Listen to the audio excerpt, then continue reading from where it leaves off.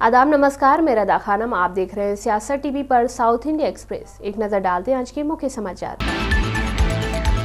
वरिष्ठ बीआरएस नेता और पूर्व मंत्री टी हरीश राव ने आज सुबह तिहाड़ जेल में एमएलसी के कविता से मुलाकात की। मुलाकात के दौरान उन्होंने कथित तौर पर उनकी सेहत के बारे में पूछा और उन्हें मजबूत बने रहने के लिए कहा। साथ ही उन्होंने भरोसा जताया कि वो बेदाग होकर बाहर आएंगे। बताया जाता है कि के कविता ने अपने पिता और बीआरएस प्रमुख के चंद्रशेखर राव की स्वास्थ्य स्थिति के बारे में पूछा, जो हिप रिप्लेसमेंट सर्जरी से उबर रहे हैं। बताया जाता है कि उन्होंने तेलंगाना की राजनीति के साथ साथ पारिवारिक मुद्दों पर भी चर्चा की। बीआरएस के कार्यकारी अध्यक्ष और उनके भाई केटी रामा राव के अलावा पूर्व मंत्री पी सविता इंदिरा रेड्डी और सत्यवती राठौड़ ने भी हाल ही में जेल में कविता से मुलाकात की थी।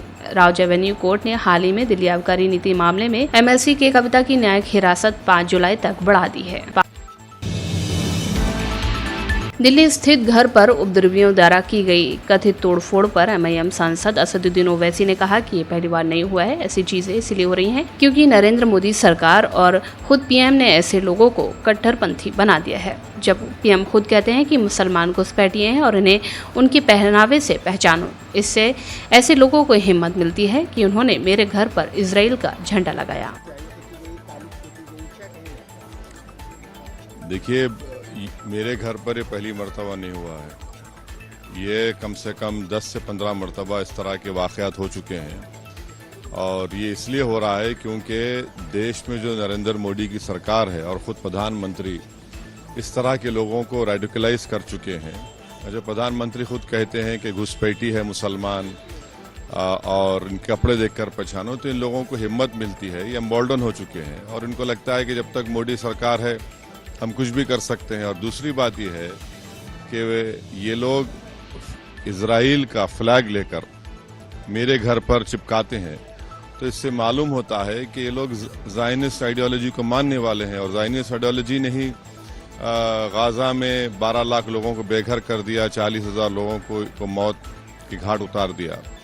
तो ये सब चीज़ें हो रही हैं और अफसोस ये है कि जो दिल्ली पुलिस के हेडक्वार्टर के सामने मेरा घर है, इलेक्शन कमीशन ऑफ इंडिया मेरे पड़ोसी हैं, और उसके बावजूद भी एक शख्स आकर इंस्टाग्राम पे जो प्राइम मिनिस्टर का डीएम लगाता है वो वीडियो बनाकर कहता है कि ये घर ओवैसी का है, और उसके 10-15 मिनट के बाद ये लोग आते हैं।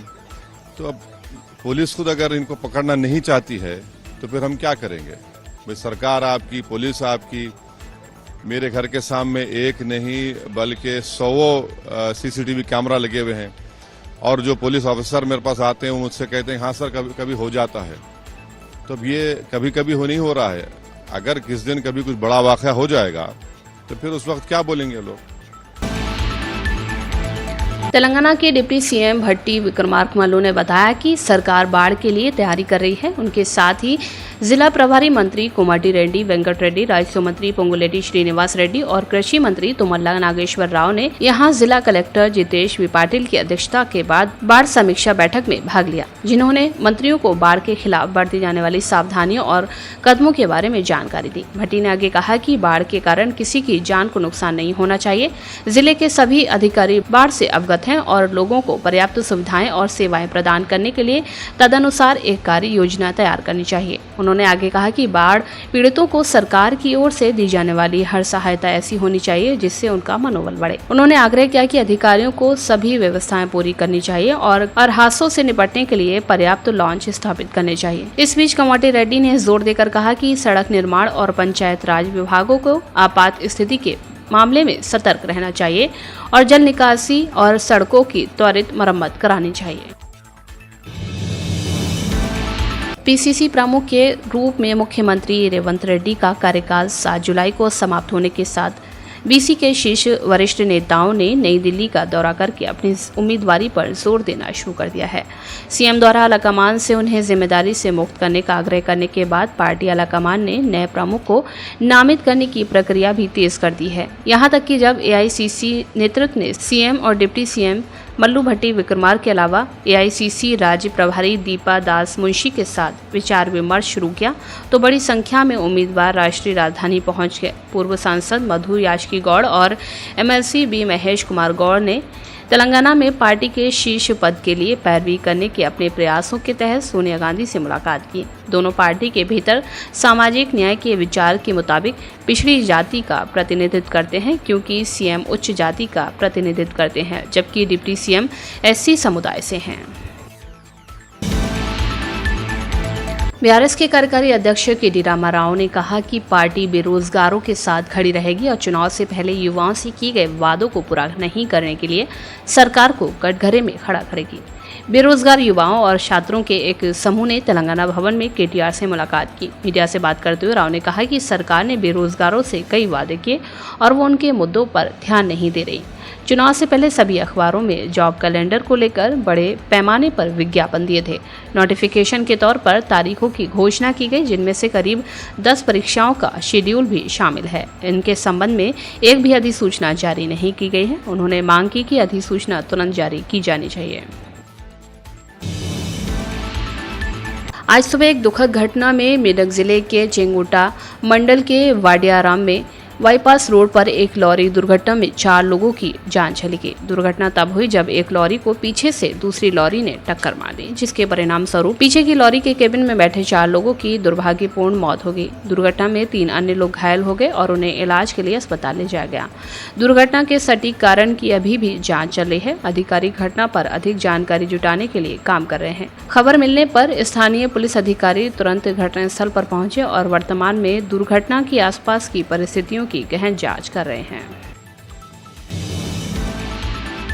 नीट पेपर लीक को लेकर सियासी संग्राम रुकने का नाम नहीं ले रहा। लोकसभा के बाद राज्यसभा में भी इसे लेकर खूब हंगामा हो रहा है। आज राज्यसभा में लेकर इसे विपक्ष और सत्ता पक्ष के सांसदों के बीच काफी बहस हुई। इस बहस के बीच भाजपा की गठबंधन सहयोगी जेडीएस के सांसद और पूर्व प्रधानमंत्री एच.डी. देवेगौड़ा ने भी पेपर लीक का मुद्दा उठाया और इसे लेकर चिंता व्यक्त की। उन्होंने कहा कि नीट पेपर लीक का मुद्दा चिंताजनक है। इससे लाखों छात्र प्रभावित हुए हैं। ऐसे में हमें सामूहिक जिम्मेदारी लेनी होगी। सदन की कार्रवाई के दौरान भाजपा राज्यसभा सांसद सुधांशु त्रिवेदी को बीच में रोककर सभापति ने देवेगौड़ा को बोलने की अनुमति दी। इसके बाद देवेगौड़ा ने कहा कि पेपर लीक होना चिंताजनक है, लेकिन विपक्ष का हंगामा ठीक नहीं है। इस धांधली की जांच की जा रही है। कई आरोपियों की गिरफ्तारियां भी हुई हैं। सरकार लगातार कार्रवाई कर रही है।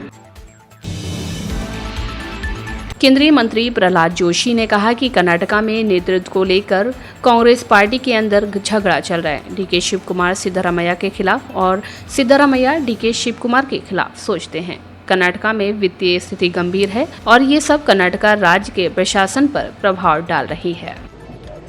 इंटरनल फाइट है, तो बहुत ही जबरदस्त झगड़ा चल रहा है अंदर कर्नाटक कांग्रेस पार्टी में लीडरशिप के लिए, मुख्यमंत्री स्थान के लिए। तो इसीलिए कैसे डीके शिव कुमार को उनको वीक करना ये सिद्धरामैया सोचते हैं, उनके खिलाफ वो सोचते हैं। तो इसीलिए सरकार में भी कोई तालमेल नहीं है। इसके कारण एडमिनिस्ट्रेशन भी कोलैप्स हुआ है। इसके साथ ही साथ पूरा फाइनेंस का जो स्थिति है आज बहुत गंभीर है कर्नाटक का। इसलिए overall it is impacting the administration of this. South India express में बस इतना ही। मुझे दे इजाजत। बाकी खबरों के लिए बने रहे सियासत टीवी के साथ।